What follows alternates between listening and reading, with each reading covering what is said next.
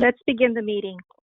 Welcome to the Multi-Jurisdiction Contractor Advisory Committee meeting for the Molecular Diagnostic Panel Testing for Pathogens. Before we start, I would like to cover a few housekeeping items. All lines will be muted except for the CAC panelists and contractor medical directors from Noridian Healthcare Solutions and Palmetto. For the panelists, please keep your devices on mute when you are not speaking, and remember to unmute your devices before you speak. Each time you speak, we ask that you announce your name to be clear to the audience on who is speaking. Keep in mind that during the discussion questions, we will limit the discussion to 10 minutes.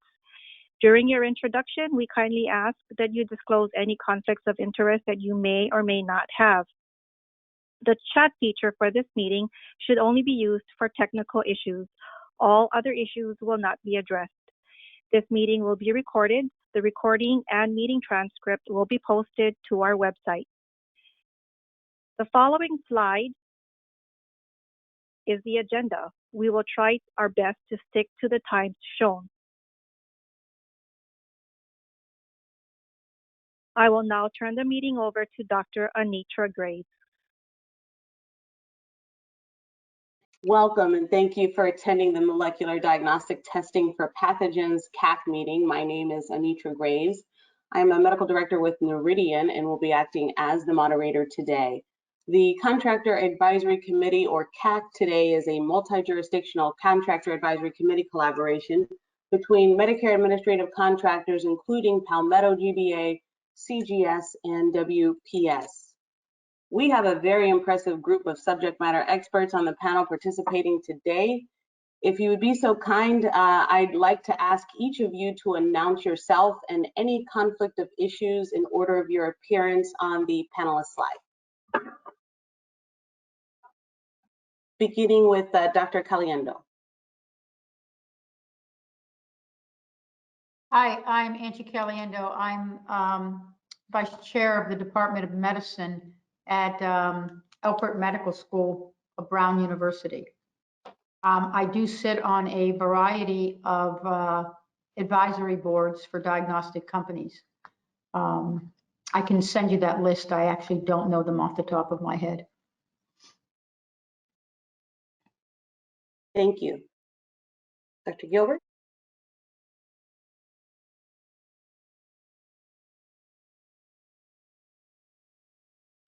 We have Dr. Hayden. Dr. Hayden? Hi, can you hear me? Yes. So I'm, hi, Randy Hayden. I'm Director of Clinical Pathology and Global Pathology at St. Jude Children's Research Hospital, Memphis, Tennessee, as well as directing the clinical molecular microbiology labs. I sit on a few advisory boards and have a few collaborative research contracts, which I've sent you in my COI. I don't know if you need me to find it and read it aloud, but they're all on there. That's sufficient. Thank you. Welcome. Dr. May? I'm Larissa May. I'm Professor of Emergency Medicine and direct our Emergency Department Outpatient Antibiotic Stewardship Program with a special interest in molecular diagnostics at UC Davis Health in Sacramento, California. I too sit on several advisory boards for diagnostic companies and also have research contracts, and I've submitted those. Hi, this is Melissa Miller. I'm at the University of North Carolina School of Medicine, where I direct the clinical microbiology and molecular microbiology labs. I'm also on a number of scientific advisory boards pertinent to the discussion today. In the last 12 months, I've served on Cepheid, Luminex Molecular Diagnostics, and QIAGEN SABs. This is Chris Polich. I'm a medical director of clinical microbiology laboratory at Duke University Health System. And I basically have similar disclosures to others on this call with nothing actually in the last 12 months, but within the last 2 to 5 years, participation in scientific advisory boards for vendors relevant to this call, as well as investigator-initiated study funding.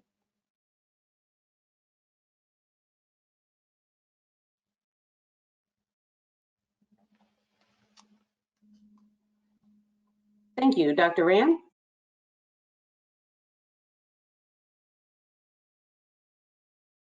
You're on mute.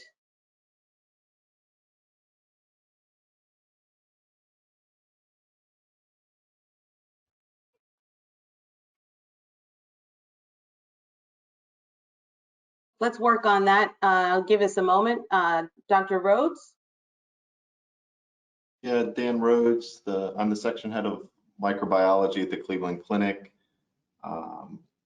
I've had research funding or may have research funding in the near future for entities including BD, BioFire, Biorad, Cepheid, Cleveland Diagnostics, Luminex, Opgen, QIAGEN, and Q-linea.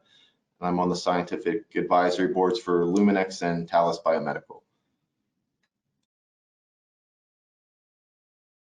Thank you. And Dr. Walk?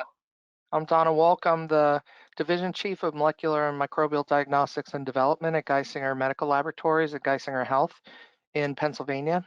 I serve as a member of the CLIAC Committee and Advisory Committee to the Center for Disease Control, and I serve as the Infectious Disease Subcommittee Chair for AMP and the Evidence-Based Laboratory Medicine Practice Guidelines for the American Society of Microbiology.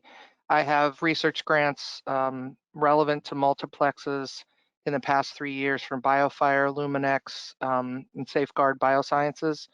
And I have advisory in the last 3 years for Q-linea and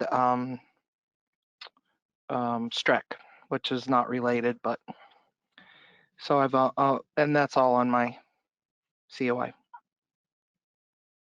Thank you. Dr. Rand, let me try that again. Still can't hear you.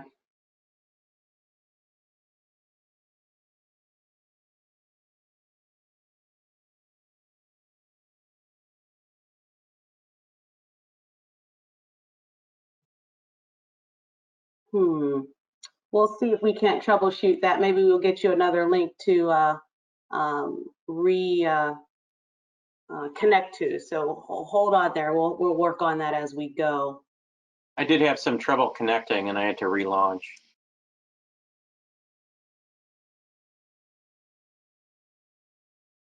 Yeah, we'll get our staff to help him with that. In the meantime, let me move forward and next slide, please, introduce the Contract Advisory Committee purpose.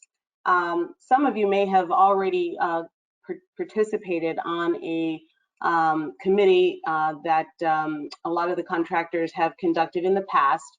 However, as of January 8th, 2019, the purpose and makeup of the committee has completely changed.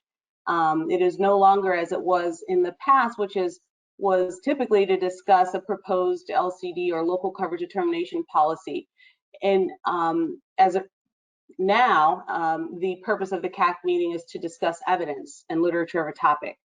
So we are not at this point discussing any written or proposed LCD, as there is none. We are in a preparatory state, and at this point, evaluating the evidence that supports the use and the role of molecular diagnostic testing in the form of panel tests or multiplex tests. So our CAC members now, their role is advisory in nature. Their comments and opinions are on the evidence and literature that assist the CMDs within the MACs to determining whether or not a proposed LCD should even be developed.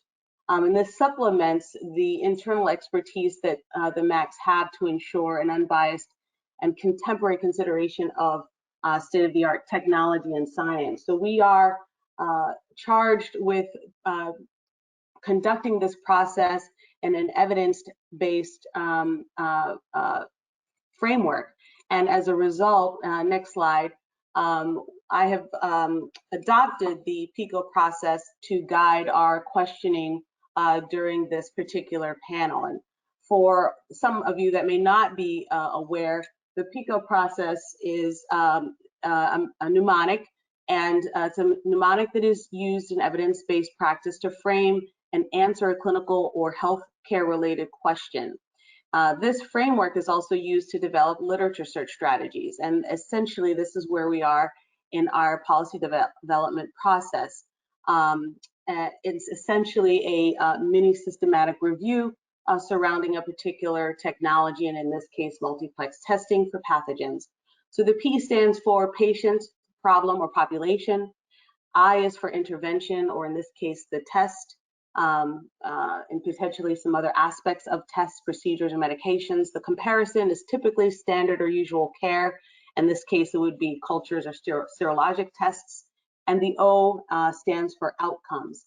And so these are, the questions are focused on evaluating what elements we need to insert into our literature search strategy in order to identify that evidence that would be most helpful in establishing the clinical utility and use of molecular multiplex panel testing. Next slide, please.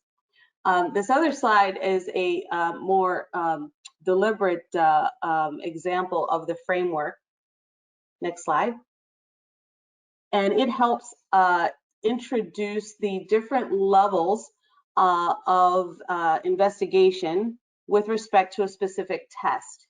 And where we are is not phase one. We're assuming analytic validity is solid and that there is a significant level of technical reliability and diagnostic accuracy. We are beyond the phase two, and we are at this point evaluating the impact on clinical decision-making and health outcomes for multiplex testing. And therefore, this is where we're going to focus. We are already assuming that the testing and the panels that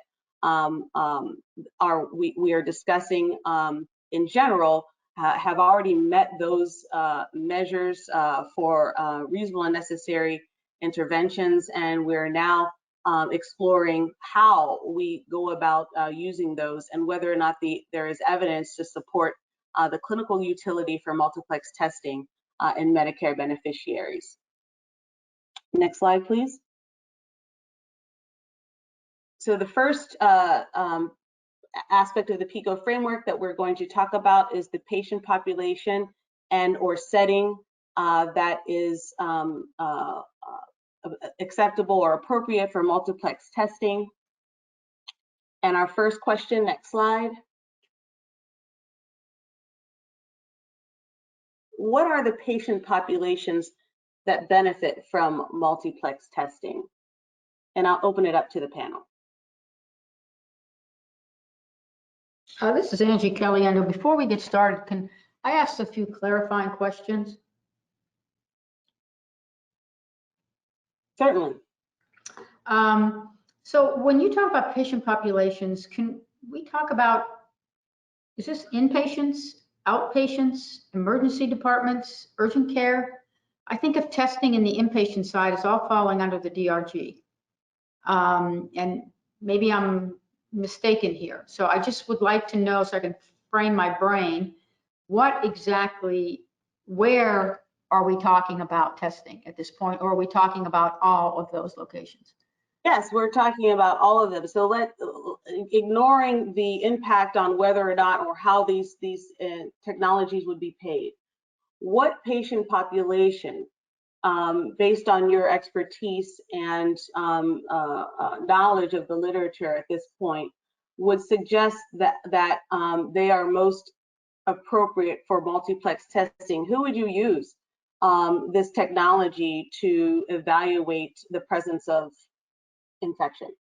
And can you also clarify or remind me or us, when you say multiplex testing, is that any multiplex testing, or what delimits the size of the panel that you're worried about or that we want to talk about?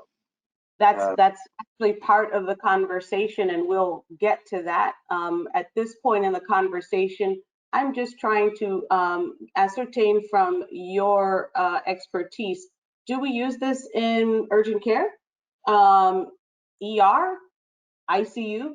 Where do you think that this type of testing is most helpful? So you would, again, you're including any multiplex testing, whether it's for 2 targets or 20 targets. Exactly. Yeah, So this is Donna. Go ahead. Go ahead. I was just going to clarify what Dr. Hayden was saying. I think for our group, at least from our perspective, I'm imagining that for us, like influenza and respiratory syncytial virus testing that may have subtyping qualifies as multiplex testing in our terminology. And the groups that we think would benefit from that would be broad, perhaps all patients or many patient populations, whereas more expansive multi-pathogen panels, perhaps like the BioFire panels that have anywhere from 10 to 20 or more targets, might have more limited populations that benefit depending on how you think about it and define it. So that's why I think Dr. Hayden is asking the question, can you give us any more guidance? Right, well, let's talk about that. Let's first talk about that first panel that you spoke of, the respiratory syncytial virus and influenza. There's obviously multiple types of panels with those particular infections on the panel and subtypes. Where would you use those? What patient population would those be important in using, and contrast that, or is it the same patient population as those with the multiple pathogens, such as the BioFire panel that you spoke of? So I guess if we can, by definition, I think the small panel tests, or we call small panel, the bigger panels are really syndromic testing, and any of these panels, whether they're sort of small panel or syndromic, I think that we all look at the use of them in several buckets. One would be clinical utility. The other is more operational, clinical, operational, financial, actionability. So in the laboratory medicine setting, we're looking obviously first and foremost at clinical utility. And then after that, you're looking towards whether these syndromic testing can actually, the lab may spend more money, but downstream it's saving antimicrobials, and there's downstream either patient-related or operational value. So it's just the clinical utility you want us to talk about today, correct? One moment. If you're not speaking, if you could just put your microphone on mute, that way that'll limit that echoing effect. Can you hear me now? Yes. Yes. Good. Okay. Can you hear me? Just testing, I'm late. This is Dave Gilbert. Can you hear me? Yes, thank you. Yes, we can hear you. So I've been confused, as I sense my colleagues have been confused, because the previous determination about coverage and so forth was seen based on whether we were had 3 to 5 elements in the multiplex panel, or 6 to 11 elements or targets, or 12 to 25, et cetera. And as Donna said, what we really want to know is that the result going to affect patient care in a positive way. And it seems like you're asking for generalities, and the generalities are tough. Is this a 80-year-old person in an outpatient setting with a bronchitis, or is this a child with a bronchitis? Is the 80-year-old admitted to the excuse me, is the 80-year-old admitted to the hospital? And if admitted to the hospital, is the patient in critical care unit or on a general nursing unit? What are the comorbidities of the patient, et cetera, et cetera? So we're down to pretest probability, we're down to clinical judgment. And I'm really perplexed as to how we can help you cover all of those variables, if you will. I guess confounders is the popular verbiage. There are a lot of I agree. I agree with your. So we're actually attempting to transcend this limitation of a panel covering 3 to 5, 5 to 7.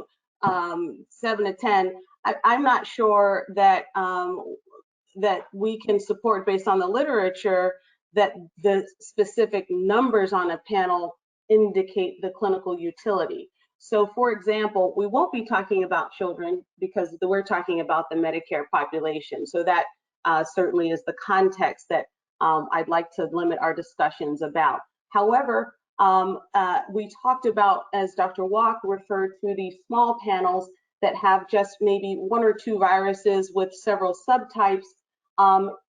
I would have the expectation that that type of panel would have more clinical utility in an outpatient urgent care setting, as opposed to an ICU. And the syndromic testing with the multiple pathogens, both bacterial, viral, would be most, my expectation would be that would be more of a complicated or complex care setting, such as an inpatient or ICU. So based on your use of these panels, is that what you would expect their use to be most beneficial to the Medicare patient population? Or should we never see syndromic testing in a, for example, outpatient clinic, family practice clinic? Would that be accurate? Oh, I This mean, is it Larissa depends May. on I just the want to circumstance. play a little like the other perspective of things is, what do we mean by clinical utility, right? Because there are a lot of studies that suggest a theoretical benefit, perhaps, assuming that the clinicians are actually going to take action. And I think we have really limited evidence in many cases that that actually happens, even if theoretically it could be useful. The implementation of these tests is often lacking because the turnaround takes so long, or the clinicians don't see it, or the clinicians don't trust the results. So I think it would be helpful for me to think about, what do you mean by clinical utility? Yes. And what do you mean? What the patient population is. So we're going to get to the clinical utility aspect of that. But for this question, we're only asking who is the most appropriate patient to have this testing done, as opposed to a simple sputum culture or serologic test. Who would you expect this to be performed in? But you're asking for bright lines, and it's more of a Venn diagram, right? Because almost anyone can benefit from a small panel, and many of the patients that could benefit from a big panel benefit from a small panel. Whether or not we had these panels, clinicians would order between 2 and 15 assays on a given patient. So putting them into panels merely consolidates what the clinical lab is doing in many cases. And I think it's not really possible to draw non-overlapping lines of populations that would benefit from one panel or another. I agree with Randall, and you could come up with any myriad of scenarios. So I've got a 25-year-old who's got a possible community-acquired pneumonia during influenza season. I have the LIAT point of care test available for respiratory syncytial virus and influenza. And the patient mentions that at home, grandpa is there, and grandpa is undergoing chemotherapy for cancer and is immunocompromised. And maybe I say, hey, I don't really want to know just about the 2 viruses. I want to know about adenovirus and metapneumovirus and even rhinovirus, et cetera. Maybe I should order the expanded panel. Oh my, but Medicare won't cover that. It'll be $500-600, blah, blah, blah. I mean, we're into a corner. And then one more thing, and I'll promise to be quiet. Angie, I will be quiet. Anyway, I lost my train of thought. I'm sorry. Oh, I know what it was. I know what it was. You keep asking for literature for clinical effectiveness, cost effectiveness, and so forth. And it's time, money, and people. We all have the experience with antibiotic stewardship of having face-to-face feedback with the MD provider for the patient, and they're almost uniformly incredibly receptive to that, et cetera, et cetera. But until we fully implement stewardship programs, it's going to be hard to get the kind of data that Larissa was suggesting we all want to see. We all feel that the hypothesis is valid, that if you give the clinicians hard data of what virus, what bacteria are there as potential pathogens, they'll behave appropriately. We're just not geared up for it. It's sort of like the start of the immunizations for COVID-19. It's a lot of rough spots to get through. I think if you could get to the quick of the matter, the populations are based on not necessarily the traditional medical populations, although in some cases they are, but they are based on the fact that you can have a syndromic test that creates actionability. So the emergency room setting, the ICU, as many are saying, if you have the pipeline that communicates and creates actionability in your organization, then almost any of these multiplex panels, given the right population, whether that's ICU or sepsis patients or GI patients in the emergency room where they have to decide, to send them home or admit them. I think that the populations are just about anybody, but that anybody in the framework of, are you going to have them come into emergency room and waste money on an ED visit, or are you going to keep them in the clinic and be able to care for them there so that you avoid an ED visit or you avoid an ICU visit? Those are really the things where syndromic testing are important, when you need a fast answer to the most common things that could prevent either a downstream sequelae for the patient that might not be good, or a downstream sequelae for the organization that may be costly. And I don't know if that frames it, but I no longer look at these as old, young, immunocompromised, not immunocompromised populations anymore. I look at them as, where can we have added value for the patient and the organization? Yeah, I think the only challenge is you can't really separate this from diagnostic stewardship in general. I think of GI panels in the emergency department. I mean, there's not a lot of evidence that for non-immunocompromised, like healthy patients in the emergency department, that even stool cultures have much value. So talking about the expense of multiplex panels, when really the recommendation might be we're not supposed to be testing in this population at all. As an ED clinician, that's kind of what I see happening in the emergency department specifically. Granted, I don't have experience in other settings, but in the ED and urgent care setting, I think there needs to be a discussion also of, like, do we really need any of this testing? And then what is the added value of doing the molecular testing? And then what is the added value of doing syndromic testing? So I would also comment that we have to think about standard of care. For respiratory viruses, culture and serology are absolutely no longer the standard of care. So it doesn't matter where the patient is or who the patient is. Those two modalities are absolutely off the table. And so, as Donna and several others have said, you need to keep that in mind. It's a matter of what a center can do with the information, or what a physician can do with the information. And we can talk about, what did we say, small panels versus syndromic panels. But under no circumstances should we be talking about anything other than molecular testing for respiratory viruses. GI is a different story. GI, as Larissa said, it's more of, okay, you have acute diarrheal syndrome, you shouldn't be tested. There's really good algorithms out there. If your symptoms are greater than 7 days old, or if you have a fever, if you have bloody diarrhea, if you're septic, if you're immunocompromised, you can break it out and you have a better understanding of what patient population to use it on. And so think about standard of care. For molecular is absolutely the standard of care. Fast forward over to meningitis. Well, for viruses, it's absolutely the standard of care. Some still serology, but not so much for bacteria. So there's so many, we need to sort out what we're talking about. I mean, we want to first talk about respiratory pathogens, then we can move to GI, then we can move to blood. But they're very different conversations, as Larissa and Donna just said, between respiratory syndromic panels and GI syndromic panels.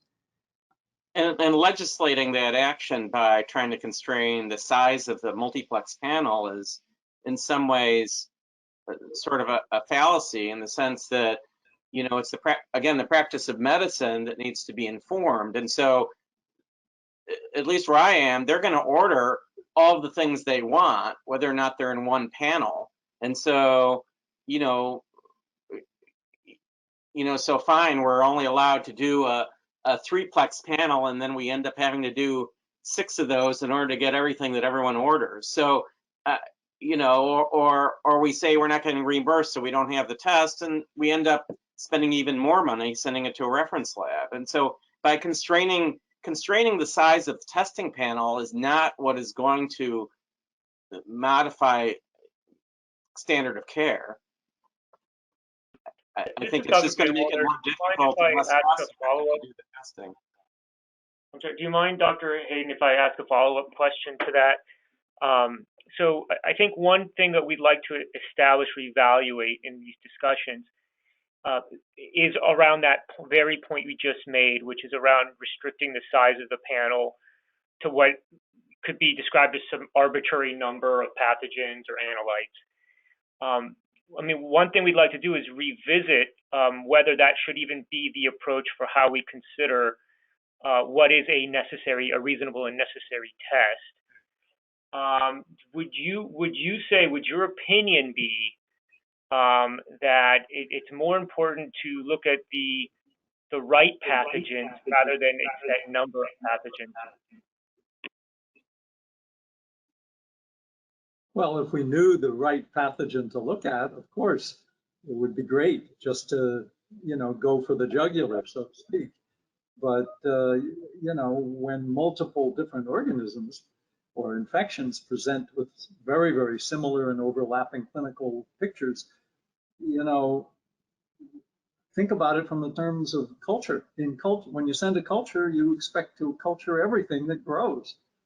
And the breadth of the molecular panel does improve the chances of finding the etiology. Right. So when you go ahead. If I could maybe reestablish the question. Thinking about it like a differential diagnosis, okay? Somebody comes in with respiratory or GI or neural symptoms.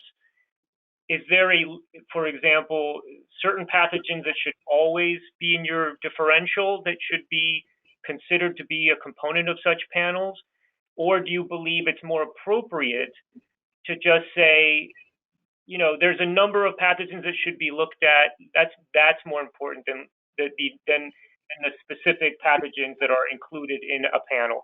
And again, I just want to reiterate that when we say panel, we mean multi-analyte testing, and we at this point don't have a distinction between a small panel or a syndromic panel, and we're not even sure that that distinction should be drawn. And really, we want you guys to tell us whether such a distinction should be drawn. I mean, I think This is Melissa Miller. I was going to go back to what Angie, sorry, Larissa. These are different conversations for these different panels. I wouldn't have the same conversation for a GI panel as I would a meningitis panel or a skin and soft tissue panel, on and on and on. There's no way for us to answer this question when the question simply states multiplex testing. I'm not comfortable with that. There's not data to support that. I think we have to talk about it in terms of the actual syndrome we're talking about. Melissa, I was just going to say exactly the same thing. And then I was going to say, you know, for some conditions, I mean, you never want to send a test just to make a diagnosis, or, you know, if you're not going to do anything with the result, then of course it makes no sense to send it. And so you think of things we have very good evidence for, like acute bronchitis in an outpatient. Like, why would you ever just look for which virus might be causing it? And you know, so that I think there is that. And then I agree with you. I don't think we can have these conversations unless they're we need to talk about the specific syndrome that we're talking about. Let me follow that up again, because I think what we're interested here is not what's true in respiratory, to see if those same exact conditions are true in GI. What we're trying to establish is an underlying principle or philosophical framework that may be true in all settings or only true in some settings. And if it's only true in some settings, then we can focus on those specific settings. So if what we're hearing, for example, is that in respiratory symptomatic patients, that panels can be necessary. Are those same conditions true in other situations, or is it only true in respiratory? Can you say that again? You broke up. Sure. The idea that panels, so multi-analyte testing, which is done with molecular methodologies, is now standard of care in respiratory testing and should be considered in respiratory testing. Is that framework, is that idea also true? Sorry, I think there's just feedback. Please mute if you're not actively responding. Is the idea that a multi-analyte test, a multi-pathogen test, would also be necessary in other patients and in other situations? Not necessarily do the specific same pathogens apply, but that the idea may apply. Yes. So there's potentially actionable data, and it's individualistic. You're trying to generalize all of those confounders that I was trying to present earlier. If I have a patient with bronchitis who's 20 years old, a college student, and sure, it's most probably viral, but it could be mycoplasma, it could be chlamydia, it could be even on the rare side, bordetella or something of that nature, and even Legionella. So depending on the full clinical scenario, if there was a multiplex panel available that could distinguish the virus from those atypical bacteria, a well-meaning and appropriately motivated physician might order that test, but he's not going to order the test if the patient's going to be stuck with a bill for $1,000. Well, also, I think, as Angie pointed out, what is the standard of care? So one could argue the standard of care for a 20-year-old outpatient in urgent care is not with a presumed viral respiratory tract infection or even a presumed community-acquired pneumonia would not be to send a molecular diagnostics and multiplex panel in that patient. Yeah, but since we're considering the Medicare population, why are we hypothesizing about children and young people? Shouldn't we be focused only on Medicare beneficiary age group? Yes, that's exactly the scenario that we need to be focusing on, and therefore, I think what we have already done through this conversation is identified multiple patient populations. Those patient populations, and with a specific attention, as we're talking about Medicare beneficiaries with respiratory symptoms, it sounds like, Medicare beneficiaries with gastrointestinal symptoms, it sounds like, Medicare beneficiary that may have systemic infection systems such as sepsis. It sounds like those are populations of patients that the panel testing or multiplex testing may be appropriate. And as we're speaking of the outpatient setting, would it be your expectation to test a beneficiary that has no comorbidities and coming in with a sinusitis? Is that the correct patient to do this type of testing? Or rather, would it be in somebody that would have comorbidities whereby they are more vulnerable and potentially have more complicated treatment plan? Tell me a little bit about how you might delineate. Does everybody with respiratory symptoms benefit from this multiplex testing? Remember, you've defined multiplex as not small versus syndromic. Yeah. So every one of those patients you described would benefit from a multiplex test. Some of them might benefit from something with flu and RSV in it, and others may benefit from a very large panel. But since we have lumped them all into one bucket, yes, they're all going to benefit from that because it's the standard of care. if you have a patient in a Medicare patient with COPD having an acute exacerbation of their chronic bronchitis, and they've got a infiltrate, at least one that's being suspect infiltrate on their chest X-ray, they're going to be admitted to the hospital. Do my colleagues agree that if available, the patient would potentially benefit from a multiplex panel? That would be part of the DRG, of course. Are we talking about upper respiratory or lower respiratory tract? Lower. Lower because the patient had an infiltrate, so Right. definitely lower. They would benefit. There's no question. Obviously, you could make arguments about empiric treatment and so on and so forth, but yes, they would definitely benefit.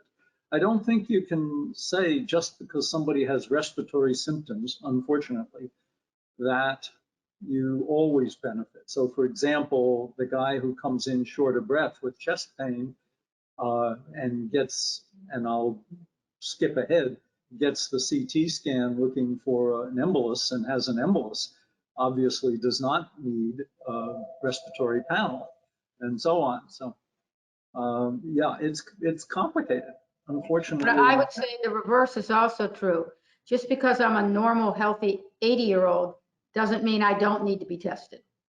I come into the emergency room with shortness of breath, even though I don't have any comorbidities other than I'm 80. I still need to be tested. And this is the way to diagnose respiratory infections. I think Although as an ED clinician, I would argue that that's still not standard of care. And an 80-year-old coming in with respiratory symptoms, most of whom are going to be I guess I would say from the ED perspective, most patients that are getting discharged with the current implementation of the test would probably not benefit unless there were special circumstances. That's not true of the patients. You have to diagnose influenza in an 80-year-old. Oh, I'm sorry. You know what? I'm going with the full panel again. I'm also getting confused. No. See, that's the problem. We're talking about everything in one bucket. I agree with you. That's making this conversation so challenging. so. I think let's the make other it a thing little is less that- challenging. If Dr. Caliendo, I'd love to have your feedback on this. Sorry, Anitra, to just jump in on. You were talking about syndromic testing and small panel testing. We're happy to distinguish those two things, but what is a clear differential, or a clear distinction between those things? Is there an absolute difference between one and the other? And what would make that up? I mean, yes, I can give you situations where I would be perfectly happy just testing for influenza or influenza and RSV. And I can give you situations where I would absolutely want the large panel, like immunocompromised patients, people that have to be hospitalized. But there's no sharp line, and that's what's making this challenging for us. There's no clear separation that says in this situation absolutely, in this situation not. And that's where I think we're struggling a little bit with. But I think that's why we should, at this point where we are in the conversation, it makes sense to just consider both of them as the same. Because in both situations, you're still just looking at multi-analyte testing. Maybe a little bit later in the conversation, we can be more specific as to why one and not the other. You know, from our perspective, what is the difference between, on the test side, between a syndromic test and a panel test? Is it just a number of pathogens? Are we happy with an arbitrary distinction of the number that will differentiate a small panel from a large one? Those are questions that we may get to. I think that the first thing is consider panels as a group that would include both small panels and large panels, and then we can maybe sub-stratify further. Well, back to Dr. May in the emergency room. So I've got my COPD patient who's got pneumonia, is going to be admitted to the hospital, and we've just done and coincidentally just published our results with some 500 patients. And 1/3 of them had viral etiology or a potential viral pathogen present. 1/3 had a potential bacterial pathogen, the usual suspects plus a bunch of Moraxella and Haemophilus influenza, and 1/3 had both, including some with Staph aureus and an influenza combined. So it seems to me that I would want to benefit the patient and reduce the insecurity of the providers by getting the large panel on such a patient. Now, some hospitals have taken a step approach and started out with just the limited, mainly viral panel, and then if that's negative, reflex to the larger panel. Larissa, what do you think of that? I mean, I don't know. I've reframed how I'm thinking about this to 65 and up now, so I think that is a different patient population. I still don't think that most ED clinicians have access to this technology in such a way that, you know, it's going to come back in real time to make it actionable in the ED. So I still think that, you know, it's more beneficial to the inpatient team in general than it is to antibiotic stewardship, or, you know, delaying antibiotics or starting the right antibiotic, or impacting empiric therapy in the ED setting. But again, my experience is really just ED. So that's absolutely fair. And I should have said I cheated a little bit in my comments, and that we had turnaround times of 1 to 2 hours. And we also had procalcitonin levels that were influencing judgment as well. I think one point I'd like to make to clarify this, and this circles back to Anitra, your framing of the scenario a few minutes ago in terms of a patient with respiratory symptoms. I think we need to clarify that there's got to be some threshold clinical suspicion for infection or for viral infection. And I realize that's not perfect, but so if we clearly suspect an acute infection, whether it's on top of comorbidities or what have you, I think the standard of care would be to rule out influenza as a treatable cause in a 65-year-old or older patient. But if we think we've got somebody with a CHF exacerbation, or some kind of underlying other thing that they come in for typically, or even with an MI or something like that, and we have little or no clinical suspicion for a viral infection, they may still have respiratory symptoms.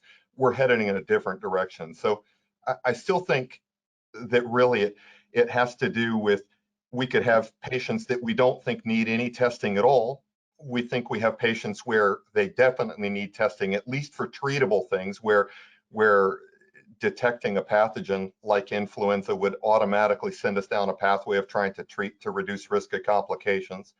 And then I do think that there's patient populations, like Angie said earlier, where we absolutely would want to test even more broadly. And I'm sorry if I'm stuck in the 3 to 5 versus syndromic panel kind of paradigm, but I would say all three buckets are conceivable. It still seems to, like Larissa's point and other points earlier, that the question early here is about medical practice and when you're going to look for infectious diseases. And if you find someone that you're going to try and test for infectious diseases, almost invariably multiplex panels are going to come into play as a standard of care now. So if you're trying to figure out whether people are looking for infectious diseases in the right patients, again, that becomes a very broad question that seems like it's very difficult to get at in the context of a panel like this. Well, I think it's hard in ED because we don't even send sputum cultures at all, especially in patients being discharged. We just don't do sputum in the emergency department. So I would not say that that is standard of care, which is why I was focused on the inpatient populations, at least for LRTI. For upper respiratory infections, then you would argue that it might not be as beneficial, right? If the patient has a presumed viral infection, to know what that viral etiology is other than influenza. But that's my point. I mean, it's just whether you're going to send a test. If you're not going to send a test, fine. If you are going to send a test, it's likely to end up being a multiplex PCR. Right, I agree. I agree with you there. It's like, is a test indicated at all? If a test is indicated, what things might you treat if you detected it, or what things maybe, would have clinical relevance? Dr. Gilbert pointed out having different individuals at home or things like that, perhaps infection prevention implications, even if you couldn't treat. Yeah, I was going to say, I think we're looking at this from an individual patient perspective, and I think we're forgetting the overarching benefits of value-based care and population health. I mean, in some of the settings that you've described, an 80-some-year-old, you may not need to know that they have RSV. Although, we see in the winter that 40% of our adults have RSV and would have been falsely treated for influenza with the same symptoms of ILI if we didn't know they had RSV. But now send that 80-year-old home with RSV and not knowing it to her great-grandson who was just born, and now you've got a kid in the ICU. So I think, we could talk about Medicare population, and we could talk about infection prevention or intervention or preventing the spread of influenza and other things. We don't just use multiplex testing for an individual patient in our organization because we're very focused on that population health and value-based care proposition, which, is guideline driven in our organization. And in some cases we have some publication to show that those are useful. I mean, but to globally just say how you would use them, and to Larissa's point or Dr. Gilbert's, if you're doing multiplex testing and you don't have your results to the ED within an hour and a half, then you shouldn't be doing it for them. You should, they're not going to be able to use it. So the speed, all of this was driven upon the speed for actionability and prevention of illness in other populations or sequelae. If you've got MRSA and a flu, you should be watching that patient, because if you don't, they could have necrotizing pneumonia and cost the healthcare organizations across the globe a lot of money. So I think there's the individual decision making, but I think there's above and beyond. There's a lot more that needs to go into it from a population health and value-based care perspective. Well, where would reimbursement decisions really make a difference in this, in getting testing done in the right patient populations? So one of those populations is the population that comes to the ED but gets discharged because their test is not covered under DRG. They're going to get a bill, and that's they're symptomatic, and so the testing may be justified on that basis, but they're not sick enough to go in the hospital, and yet they could end up with a multi-$1,000 bill, of which the laboratory testing is part of the culprit.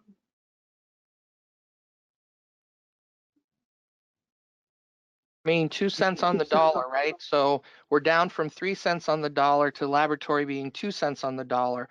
So if you're an insurance company and you're looking at try to saving money,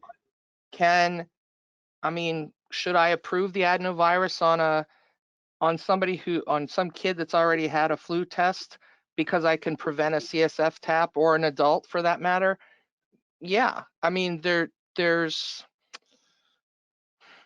other decisions beside the unique individual diagnosis that could be saving money for organizations around the country if people didn't have to pay out of pocket to do that. Like, we don't know the full utility or financial benefit of doing this because providers across the US cannot make their decisions outside of the regulatory or insurance-based scenario. So when you look at what's published in the literature, it's only the tip of the iceberg of what can be if these things could be ordered outside of a research setting.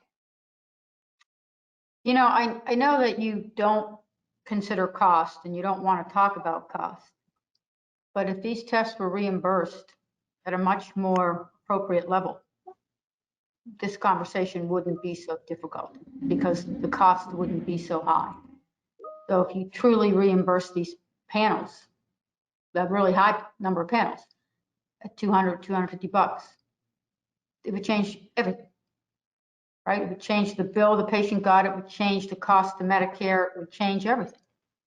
So that's just, I'll throw it out. I know it's not what you want to talk about, it never is, I get it, but it actually drives a lot of how these tests are looked at and the issues that we face on the clinical side about billing and what the cost is left to the patient. So just going to throw it out to be out there. Can I follow up on that, Dr. Caliendo? So let's set aside the idea that that there's evidence that. Sorry, there's feedback. Let's set aside the idea that that we were talking about data, outcomes data for a multi-analyte test.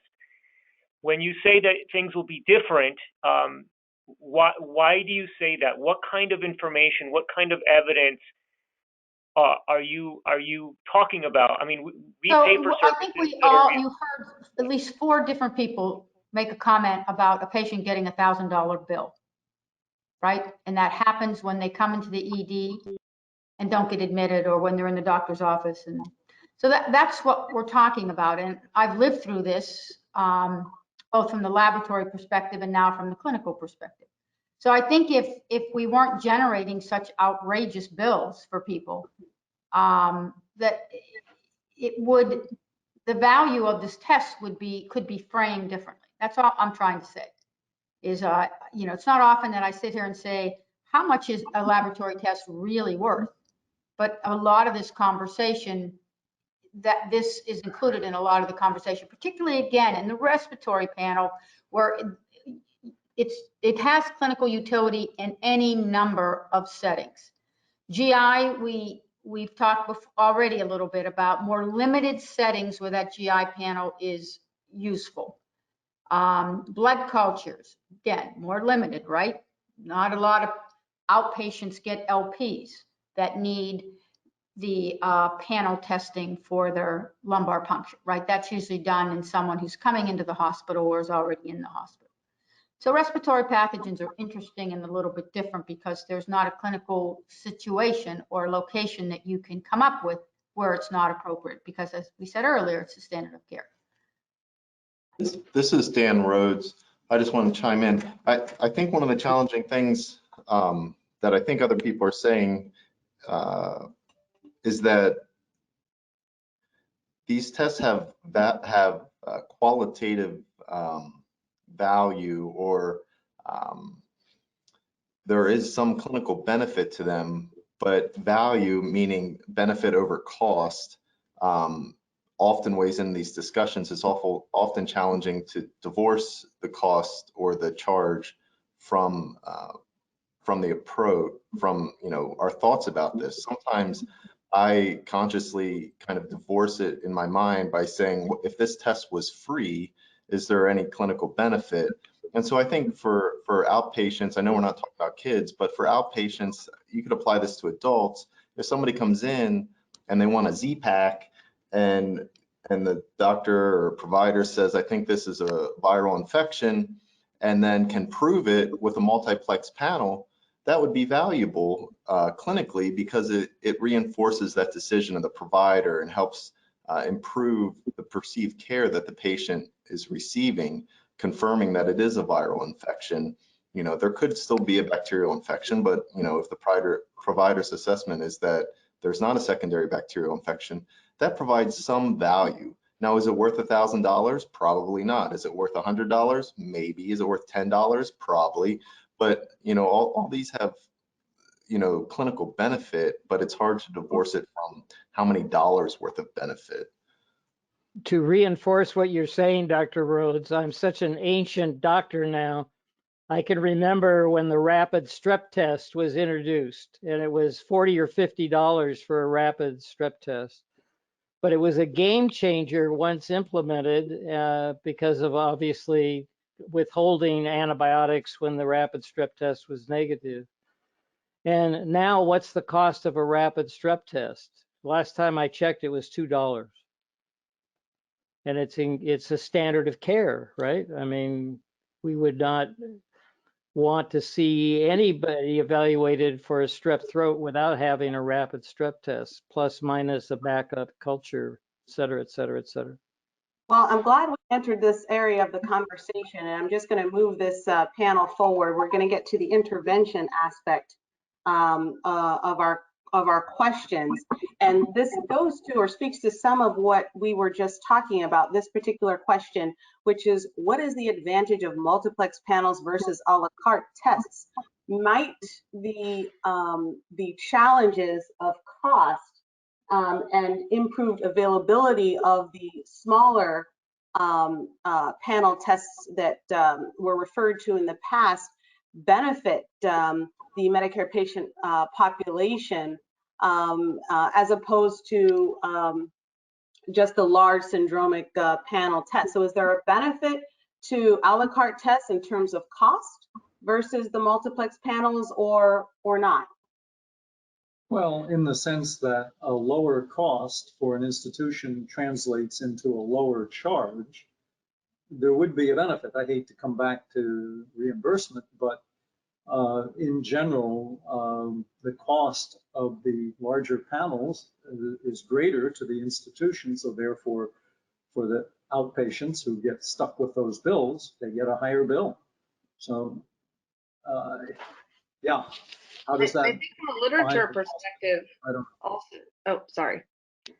I was just going to say, from a literature perspective, I think there is evidence that for certain patient populations, and forgive me, I think one of these was a VA study, but others may have included other younger populations, that, you know, that the real benefit to doing the syndromic testing was really just for influenza and other, maybe RSV, but not, you know, like, does it help the clinician to know that an elderly patient has rhinovirus? Because then you still, you know, you're not going to do anything differently, and also you haven't proven or disproven that there is a bacterial co-infection.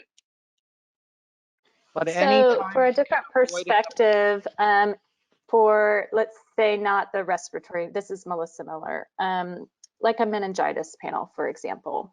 You know, I'm at a large academic medical center. Many of these tests I can do on my own without a panel. However, we have a lot of community hospitals in our system.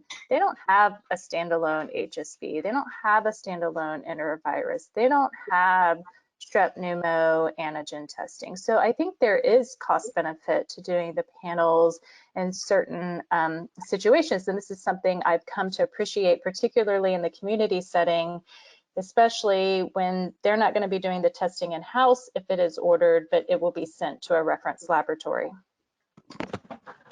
And anytime you can, this is Donna, anytime you can prevent disruption of a microbiome in an adult or an elderly person, so maybe the benefit is not to say that they have, you know, metapneumovirus or Bordetella. Maybe the benefit is to, sorry, virus, go back to virus. Maybe the benefit is that that person's not leaving the ED with a Z-Pack that's going to disrupt their microbiome. I mean, the truth is C. difficile and all the sequelae of all the overuse of antibiotics impacts these patients' health, maybe not at the moment that you're diagnosing them, but 2-3 weeks later, they go back to a nursing home, and then the antimicrobial disruption of their microbiome makes them more susceptible. These things are very difficult to weed out. But again, I think that the discussion needs to be more of a whole person analysis rather than at the point of care and contact, and having that fast answer for the top 80-90 pathogens in that syndromic panel is beneficial, because somebody walks away knowing what they have and can protect their family or can avoid antibiotics and even antivirals. I mean, if this pandemic was influenza and we weren't allowing influenza documentation, the antiviral stores would be depleted. I think, you know, now we're not talking about that in general terms, but the concept is the same. We have to look at not just what is diagnosed, but what is prevented by having the diagnosis. You know, it's also, to Melissa's point, a bit of a matter of democratization and what's available to people. I mean, you know, so we're going to find a way to do these tests, many of us, in our practice settings, and they're simply not going to be available to some people if they're not available in a multiplex panel. And further, the cost of the healthcare system will be higher because they'll either ship them out. They won't do them and won't get an answer. Or in our cases, we'll do them at a much greater cost to the laboratory and to the healthcare system, because we'll end up doing 10 tests instead of 1. I just want to put the ED stewardship perspective in place here, because I think, you know, we can do as many tests. I completely agree, you know, like that what we're trying to do is diagnose viral infections, but I'm not sure that these tests are really do that, at least in an ED perspective. And I'm not sure they're going to stop clinicians, even if they're diagnosed with a virus. I mean, we have some limited evidence or contradictory evidence in the literature that, you know, these tests may not, having the result even in real time, may or may not have an impact on what the clinician does. And I would also argue from the ED perspective that we don't need these tests, like, for example, to reduce antibiotic prescribing for acute bronchitis. Like, we know we have other methods to be successful in that without a diagnostic test. So I just sort of, from the ED outpatient perspective, again, I'm not sure of the value of syndromic testing for most of these patients who don't have underlying comorbidities or special circumstances. So the laboratory expense for the inpatient comes out of the DRGs. And Ferric Fang and colleagues at the University of Washington did a cost analysis test, which I'm sure my laboratory folks on this call are well aware of, where he compared the cost of the GI panel to the cost of the a la carte menu, where the same tests were ordered separately and they had to go to multiple different parts of the laboratory, et cetera, et cetera. And by memory, it seems like it was cheaper to do the panel than to do the separate tests. I'm sure that we did the same thing with our pneumonia study and came up with essentially the same kind of result, because we didn't have to use so many different parts of the laboratory to do separate PCRs for the pneumococcus and Staph aureus and the viral panel and the urine antigen, et cetera, et cetera, et cetera. That was in a pneumonia population. Then the other thing, to get to Donna's point about the whole person and the whole institution, the DRGs are a big deal to the C-suite, to the hospital administrators. And so length of stay becomes a big deal. Angie's shaking her head because she lives through this probably every day.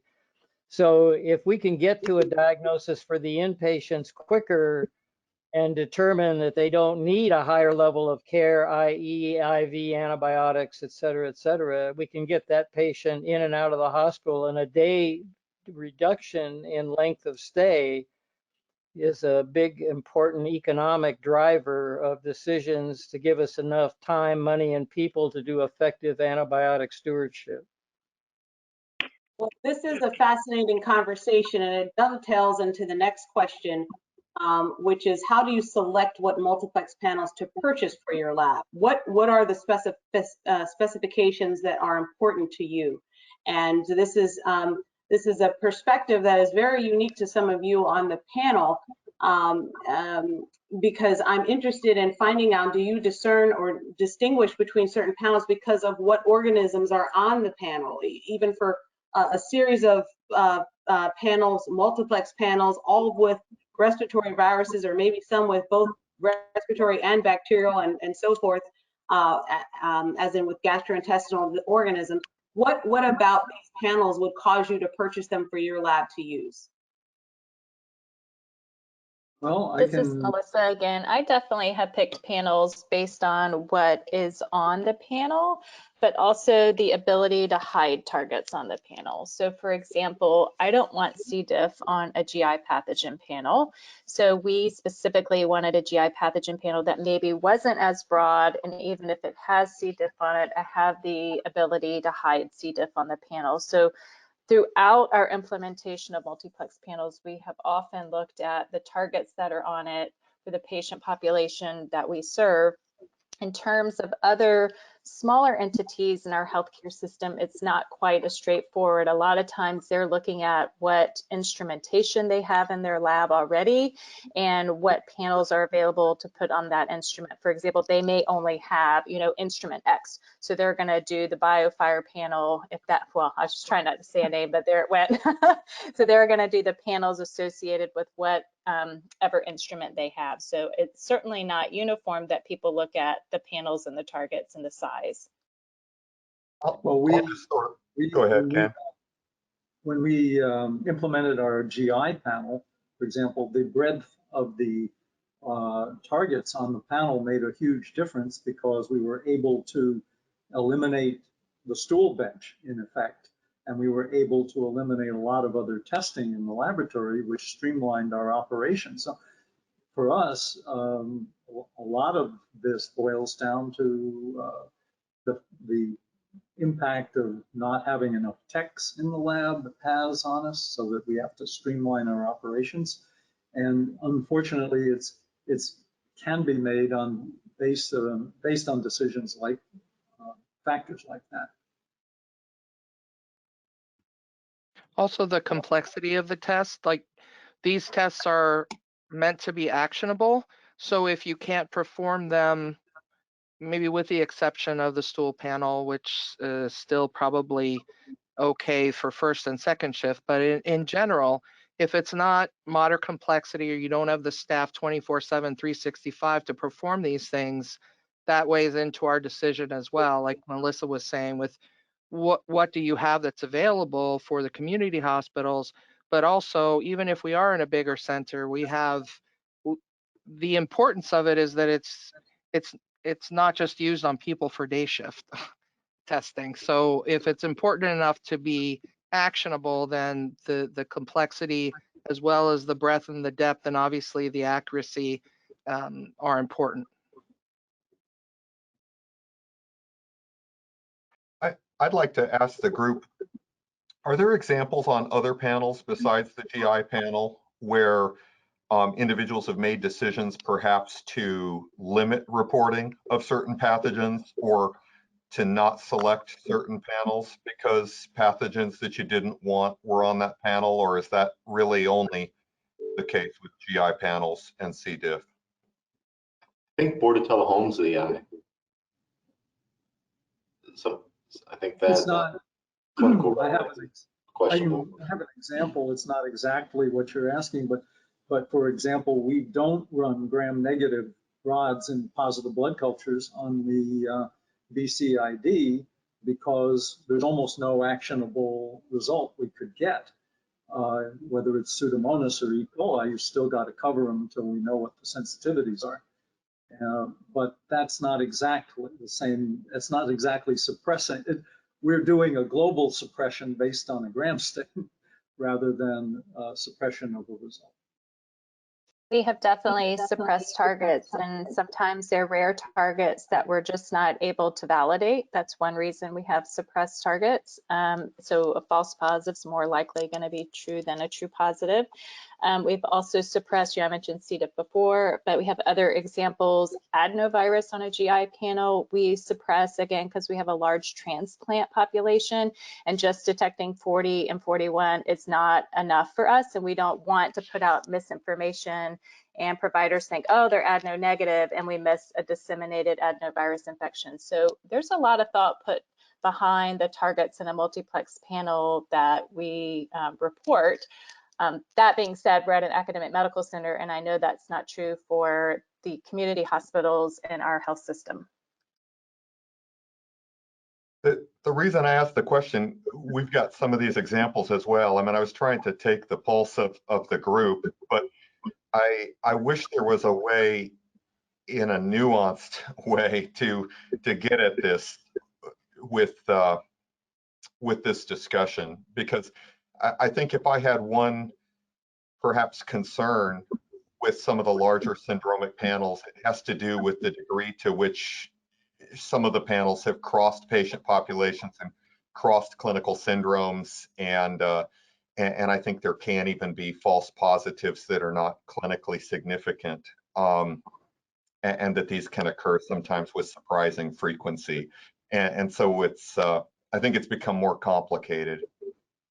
Like for example, to Angie's point from earlier, we use a respiratory panel right now as a pure respiratory virus panel.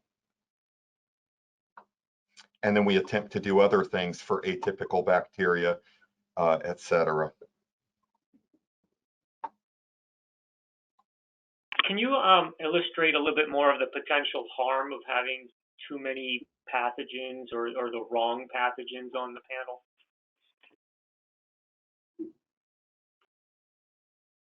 Well, I'll ask Angie to comment because Kim and Angie and others had that wonderful review article on the subjects that we're discussing. And the question is, with the broader panels, we detect a lot of organisms, be they bacteria or virus, that might be colonizing. And that can be a potential downside in terms of the uninitiated provider saying, well, Angie found the bug, I must have to treat it. So Angie, how are we going to separate, or should we intercalate into this discussion something that differentiates colonization from invasion? Yeah, that's going to be, it's a good point. I think it's most obvious with the GI panel, right? There's things in that panel and some of the panels that we wouldn't have chosen. And I think that's best managed by the laboratory deciding what to report and what not to report to keep from misleading people.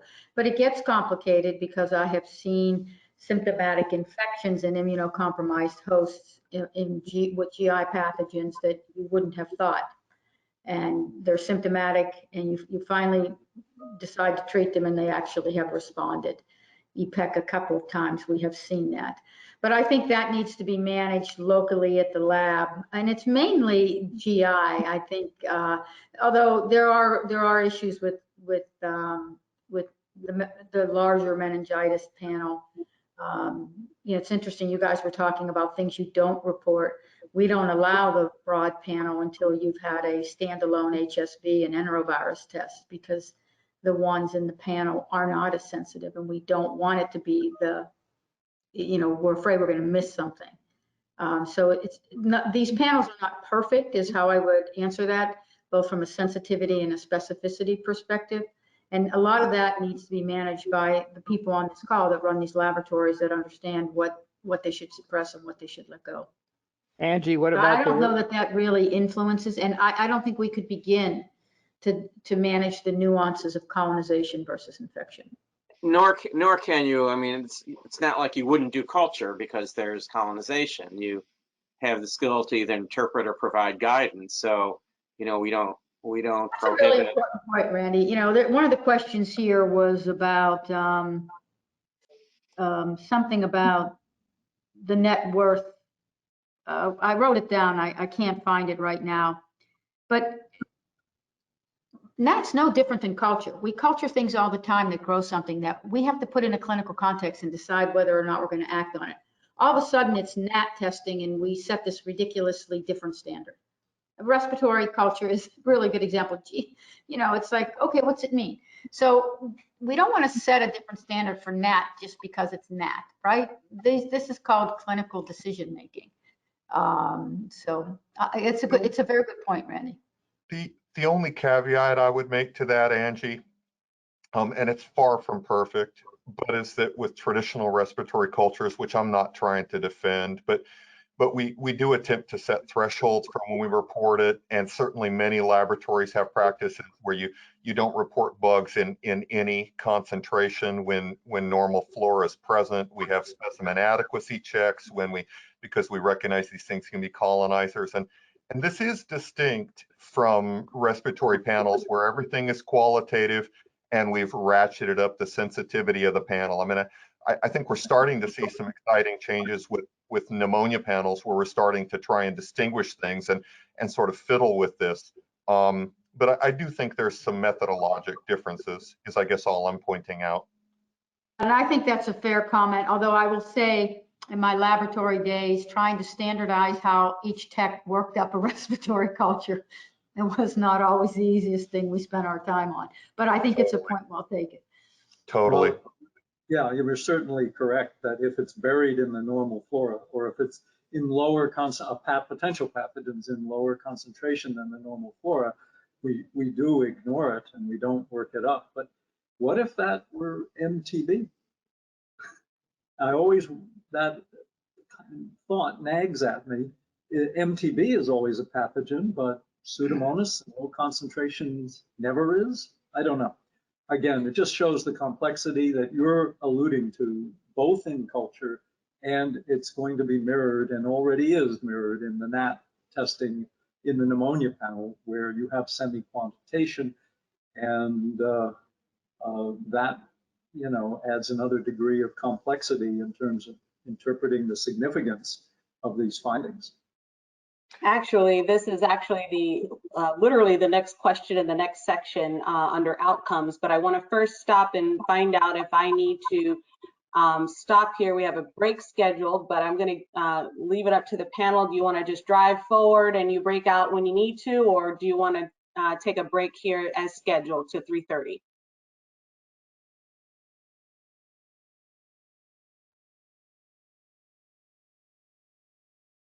I have to step out and come back, but I will come back.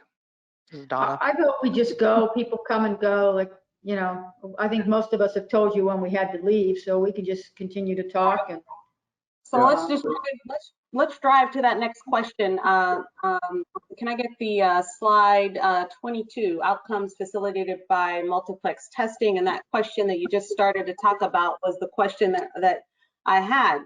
Do multiplex testing results indicate the presence of infection?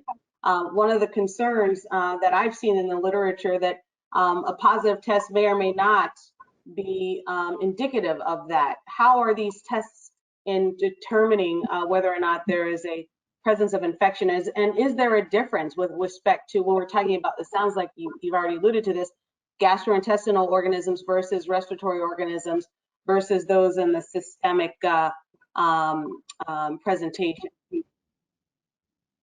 Well, there's a huge difference between a sterile body fluid versus one that has a normal flora. So pathogen in the spinal fluid is a lot different than a pathogen in the respiratory tract or GI tract. And this is Donna. I guess I also want to point out that our dogmas are also based on the ability of our previous laboratory tests to make certain distinctions. For instance, in the 80s when we were doing cell culture, we thought that you'd really only have one virus.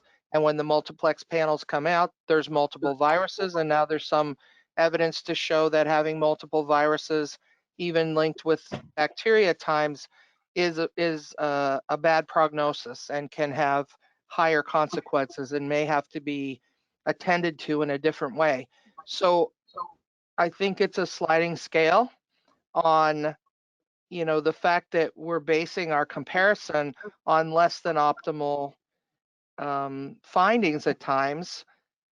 I mean, when new evidence does eventually emerge. So these decisions really depend on whether the predicate is a molecular test, as in the respiratory viruses, like Angie was saying, you want to do the most sensitive test, or whether the predicate is something that we don't know what to do with culture anyway. We've avoided, if we don't know what to do with it in culture, we've avoided doing it molecularly. But on the other hand, I think that also has to come into play that yes, there are times when cultures need to be interpreted, and there are times when molecular syndromic panels need to be interpreted, but that's the presence of medicine. That's up to the provider and the laboratory to figure out. So I don't necessarily think we can say, because some of these are more sensitive, that they're not valuable, because in some cases they are, and vice versa. Sometimes they are a little bit too sensitive, or I don't want to say it that way, they don't have the markers of the rest of the normal flora as a comparator. And that's where it's most difficult to interpret whether or not that presence is indicated, because you don't have a cellular marker for adequacy of specimen type, and you don't have an indicator of the other normal flora. I would also argue that if the panel, at least if you want to do a panel and that panel never picks up contaminants, that the panel probably isn't large enough. In other words, it's not going to be sensitive enough if it's got 100% positive predictive value for every panel member, then you're probably missing some things. And I would probably look for another panel. Like the old adage about the surgeon who operates for appendicitis and has 100% accuracy. He's missing a bunch. This is Dan Rhodes. I think it's analogous to culture. The results need to be interpreted, as others have said. As an example, there might be a few colonies of strep pneumo or Haemophilus influenza in a respiratory culture. Is the organism really there? Yes, it's there. Is it causing infection? Well, the interpretation of those results, meaning the results being the organism's there, the interpretation is whether or not it's causing an infection, is challenging. And it's challenging whether you're culturing, it's challenging if you're multiplexing. And, the converse of this question is, if the multiplex testing results are negative, does that mean there's not an infection? That's also challenging. For example, Cryptococcus in the multiplex meningitis panel is thought to be less sensitive than cryptococcal antigen testing. So if it's positive, it's very helpful. If it's negative, it doesn't absolutely rule it out.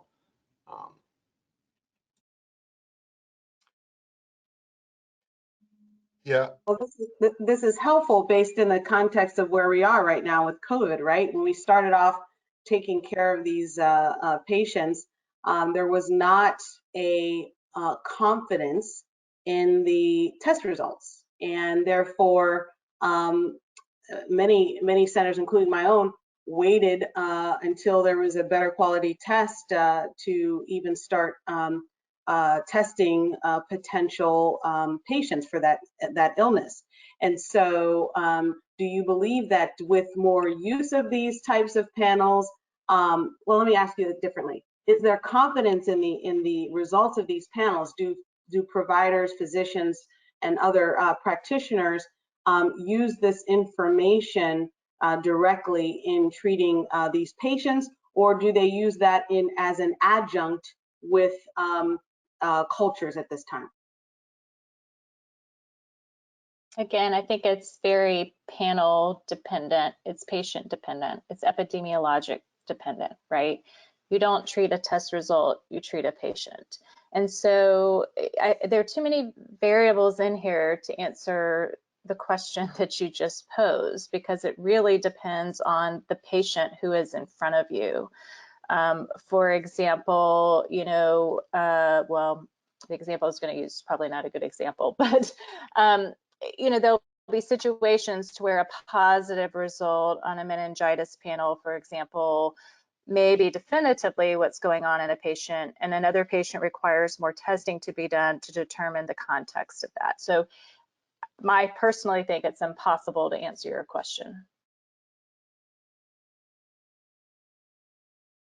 Yeah, I think one of the things that we have to think about just from a clinical perspective, as clinicians, I think the clinicians are always asking what they think are performance characteristics. They ask about sensitivity and specificity, and then they forget that they're not able to interpret that these molecular tests are tests, for example, for viral RNA, they're not tests for the disease, right? So that happens a lot with COVID. But I think what they don't take into account, what we don't think enough is the prevalence of disease, right? Which impacts what clinicians really care about, which is negative and positive predictive value.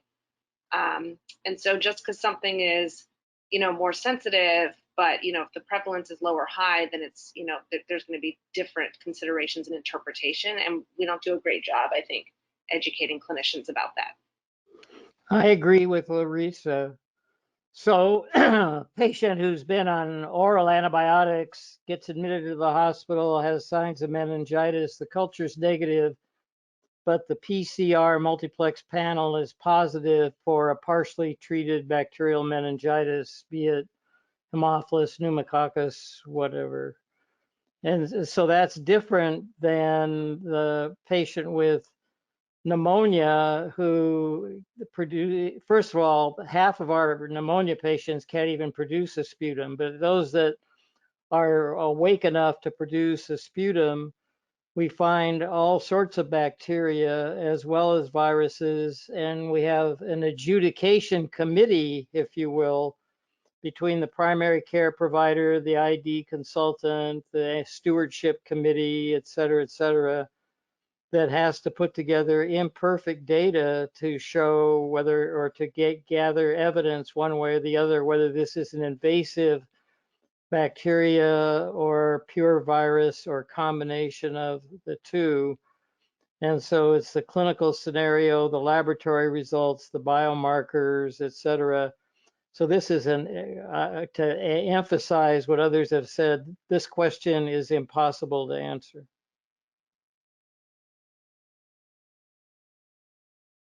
Well, we'll segue right over to our next question then.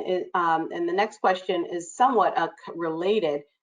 Is there evidence to show that multiplex panels impact medical decision-making? I have been in review of some of the literature, and there is some conflict on this.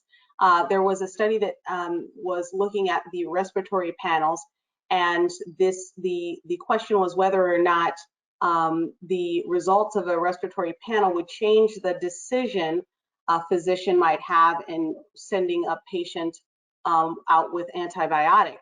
And what this particular study found was that if there was an influenza diagnosis, then it certainly impacted the decision making. However, if there wasn't influenza that was positive, whether or not only a virus showed up didn't matter. The patient was sent home with antibiotics. So can you speak to whether or not and what level of impact that we've primarily been talking about respiratory, so it sounds like this is where this is primarily used in, but are there episodes of care whereby these multiplex panels actually impact medical decision making? I guess in my mind, one example would be the systemic infections, but what are your thoughts on it?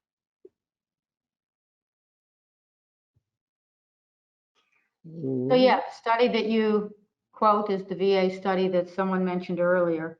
There's also other studies out there that show that it is used, and some of those studies you gave us, some of them are actually in guidelines that if we decide to move forward with any of this, those clinical guidelines should be included in references because they do drive how we think. And one of them for sure is immunocompromised hosts. And, you know, that's all over guidelines from IDSA and the Transplant Association that immunocompromised people should have a very broad approach to how you do diagnostics. And they may not come out specifically and say, you should use these broad multiplex panels because some of the guidelines are a little older than the panels. But yes, there are definitely studies that you can find where it didn't change people's practice, and there are studies that you can find where it did change people's practice. So this is what Melissa said. This is what Melissa said in the very beginning. Can we break this out into specific situations so that we can have more focused conversations? I was going to say, even where there is an impact, you know, I mean, Dr. Polish and I did a study like that didn't really show the impact we would have wanted either. I mean, you need a large number of patients to demonstrate benefit. I mean, you're talking about like 500 patients to demonstrate, you know, benefit in a study, for example. I mean, it's not clear if you're outside of that study with all the ideal turnaround time and the stewardship and everything that you're doing, you know, does it really change decision making? I would argue that the tests should be adjuncts, you know, that they don't supplant, you know, good antibiotic stewardship. And particularly in the outpatient setting, there isn't a lot of antibiotic stewardship, like focused antibiotic stewardship that's happening, which is again why I think it makes a lot more sense in the inpatient population.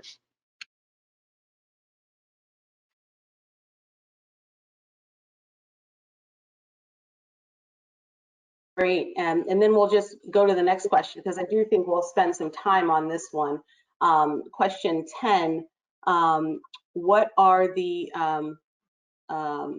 net health outcomes when using multiplex testing as opposed to cultures and serologic testing. And I do want to make sure that we think about these net health outcomes in a broad, on a broad basis. So not just whether or not someone gets better faster or we get antibiotics more quickly, and that may be one of the outcomes.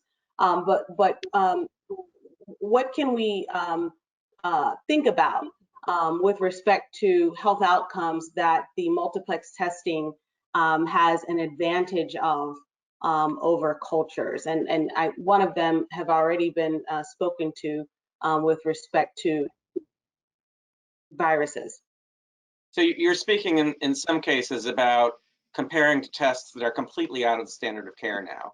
So, I mean, I'm not even sure how to address this in the context of something like, you know, you're asking for respiratory viruses where no one does cultures, and for the most part, serologic testing. So how would you even frame the question, let alone the answer? And viruses in the CSF, you know, who here does cultures for that? I'm not sure. I'm not sure the meaning of the question in that respect. Well, then what about gastrointestinal infections? What are the health outcomes that certainly stool cultures are things that still providers do? What is the advantage of multiplex testing in that?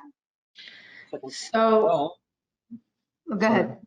Go ahead. well, I was going to say, one of the studies that came out of our institution showed that there were, with the GI panel and the docs getting a result within 3 hours or something like that of submitting what they thought was a stool culture, it had significant downstream testing effects and fewer radiographic studies, fewer CT scans, I think fewer ultrasounds and less antibiotics. I mean, it reduced the diagnostic uncertainty, and it was definitely an outcome for the health, for the hospital and the institution as a whole. And that manuscript was not included in our packet. Pardon? And, you know, I would just say, you know, if again, you look at what several people have told you is that these molecular tests are now used instead of bacterial culture. So there's total value there. I get a result that day instead of 3 days later. Okay. So there's value to molecular there.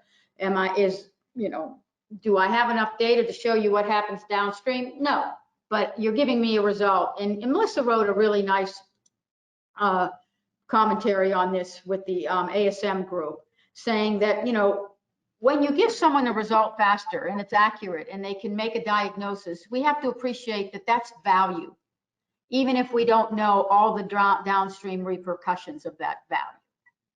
To disregard the ability to give someone a rapid, accurate result is not appropriate. You should not be disregarding that. There's value there.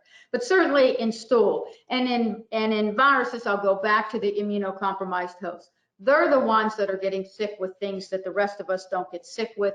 They're the ones that have more than one pathogen, and we have to know it and do something about it.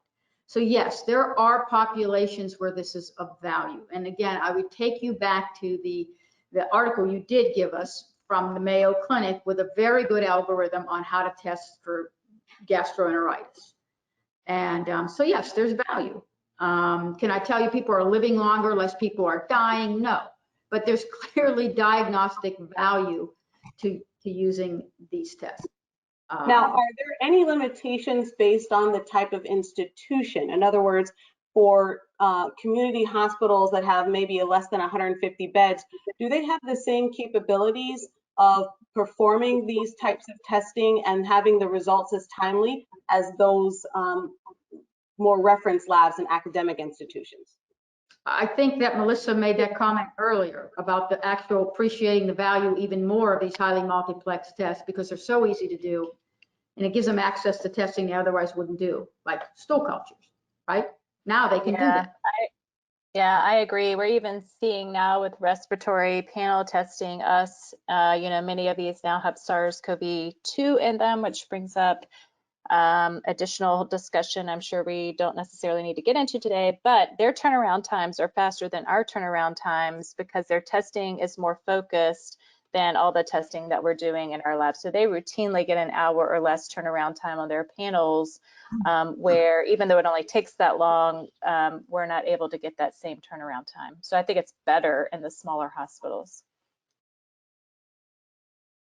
So that's interesting. So actually, this health outcome would include better access for Medicare beneficiaries to diagnostic testing that would be sensitive enough and accurate enough to optimize their management. So that's interesting, and that's important thing to consider. What other health outcomes?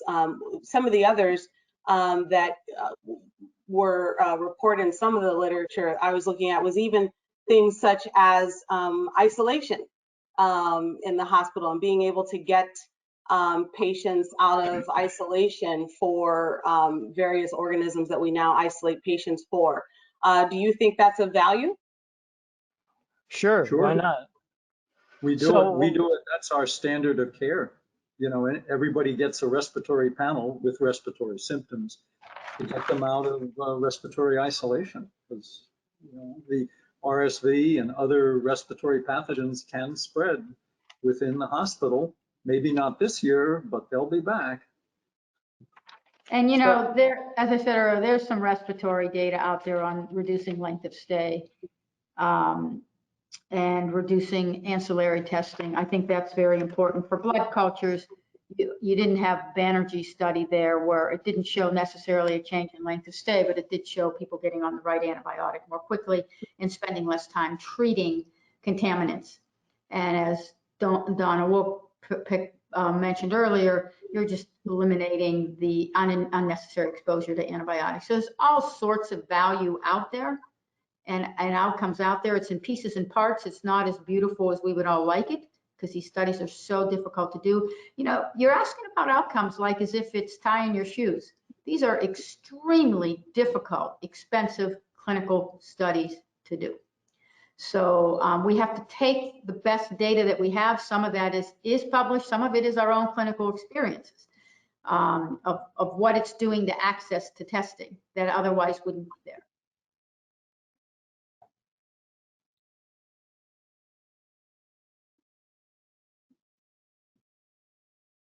Any other comments on this issue?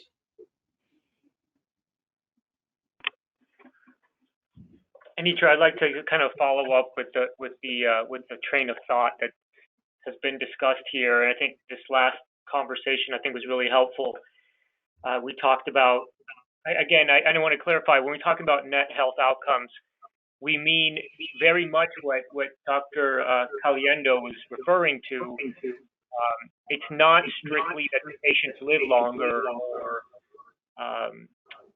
or get better faster. It can simply be that they're discharged faster. I'm sorry, there's an echo. Dr. Diamond, can we all put our microphones on mute so that we can get that echoing down? Thank you.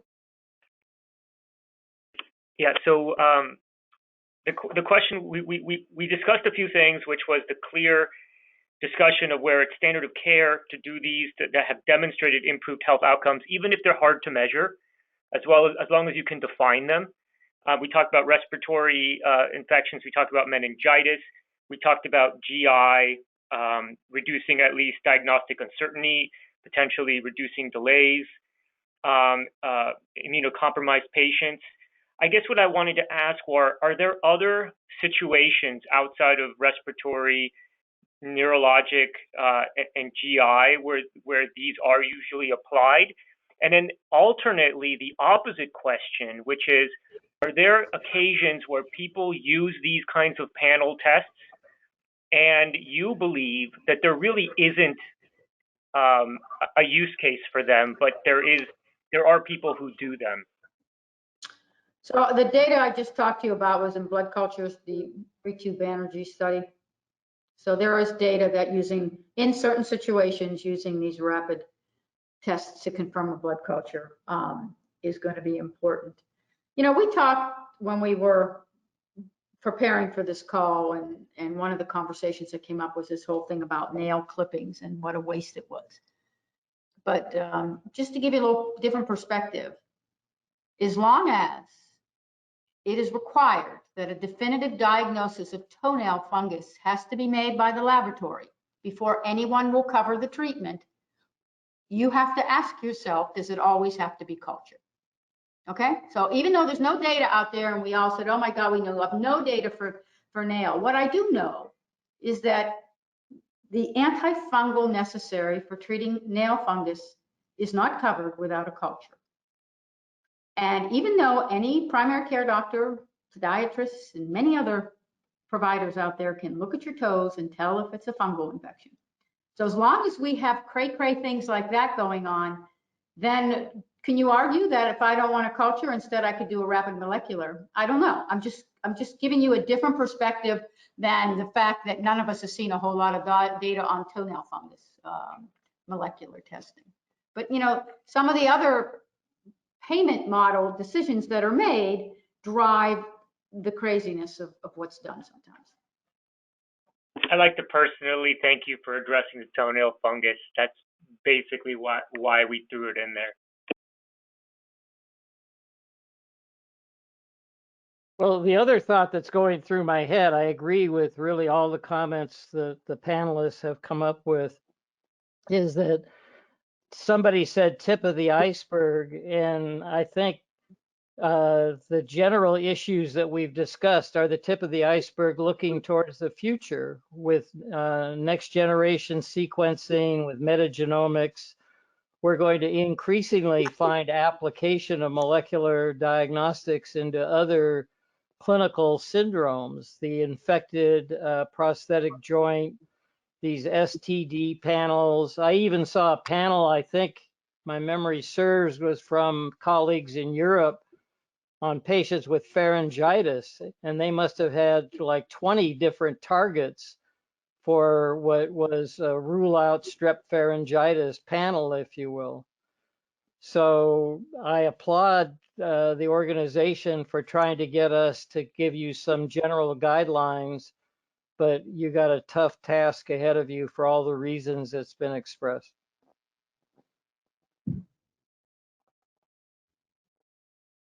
I appreciate you bringing up the STDs. If there's one aspect of the literature that's fairly clear, is the outcomes surrounding the genetic molecular testing for STDs as it pertains to not only to the patient but to public health. So that's another example that we didn't discuss explicitly, but is also part of the conversation. I want to just thank you so much. This panel has been extraordinarily informative for us, and again, the intent of this discussion today is to provide the elements of the data that we can then use to look for the literature to support or to address whether or not it supports it is immaterial at this stage, but to look for the evidence that's there. And as someone has said in the earlier part of this conversation, not all of what we do is proven by randomized controlled trials. That's just very clear. So the path to a coverage determination doesn't require that. However, it does require preponderance of evidence that we have available, which includes those expertise and standard practice that you have all alluded to. So we will take these responses back. I'm going to be sending you a link to rate some of the answers that you have, or rank some of the answers that you have provided us. It'll give us a little bit more, just another angle of a way to evaluate the literature. And then I hope to come back with some specific areas, targeted areas, and I think some of you recommended that as our approach, so that we have attention to the respiratory system in particular. We have attention to gastrointestinal applications. We have attention to CNS and the systemic systems. And we can have a conversation about skin and nails if you'd like, but I do think that that's the right approach. Again, I want to thank you all for your very enthusiastic participation, and I hope you continue on the committee as we move forward in this investigation. So thank you very much for your help with this. And I think we'll close there unless, Gabe, do you have some other comments? No, I'm good. Was that for me, Anitra? I would just say, again, thank you all. Thank you, Anitra, to putting this together. I think, ultimately our goal here is to try to understand the space as well as we can.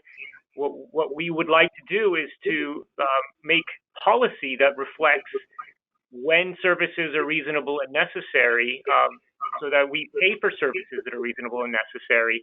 The last thing we want to do is to create conditions that are paying for services that are useful to physicians, and that we don't know for sure until we hear from you and the experts.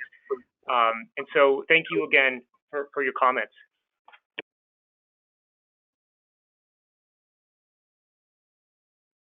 All right, well, I'll give you some time back for your day. Thank you again for participating, and we'll close the meeting. Thank you. Thank you. Thanks, everybody. Bye. Take care, everyone. Hang in there.